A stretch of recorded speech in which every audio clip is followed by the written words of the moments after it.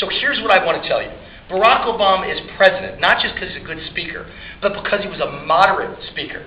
Now, the key to life, as Lee and I discussed, is it's important to watch what someone does, not what they say.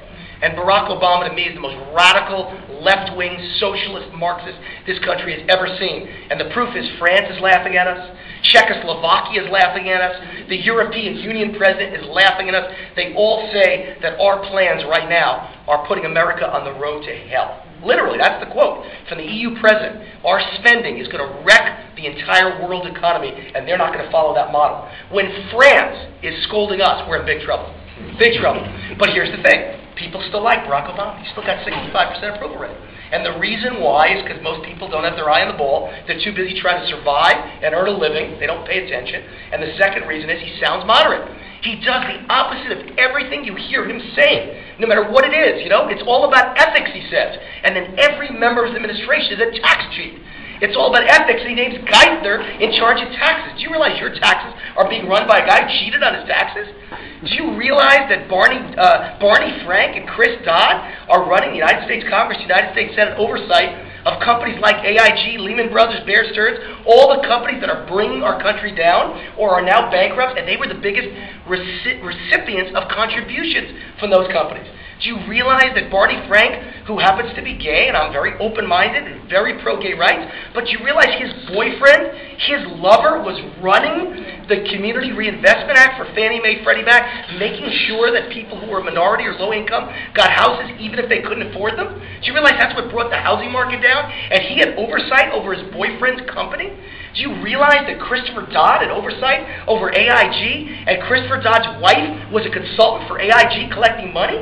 Do you realize that Rahm Emanuel runs the White House? He's White House Chief of Staff. A lot of people believe when he talks, Obama's mouth moves. He's the boss. Yeah. And do you realize he was a board of director member of Fannie Mae, Freddie Mac, and collected $325,000? Do you realize Franklin Raines, who ran Fannie Mae and Freddie Mac, is the #1 advisor of Barack Obama? You see why we need weapons of mass distraction? You see why Obama wants to blame executives, hang them in the street, burn them at the stake? He's got to blame someone, because otherwise we'll all figure out he's the one to blame. And Dodd's to blame, and Dodd is a criminal who should go to prison. And Barney Frank is a criminal who should go to prison. And Tim Geithner, if any one of us did what he did, would be in prison, persecuted and prosecuted by the IRS. That's why they need weapons of mass distraction. He got elected by saying that John McCain will tax your health benefits, and it was a lie. Because John McCain's plan was to tax your health benefits, then give you a tax credit back, so your cost would be zero. He lied, Obama, with hundreds of millions of dollars worth of advertisements. We all bought it in the public. I didn't, and most of you did, but an awful lot of America did. And what's Obama doing as president? He has a plan to tax your health benefits. He's actually going to do it. Yeah. Do you realize how this man lies? This is what we're facing. Weapons of mass distraction. He got elected by pointing to the debt under Bush. The debt is 3 times higher now. 3 times higher. He got elected by saying the deficit was too high. It's now 4 times higher than at its highest under George Bush.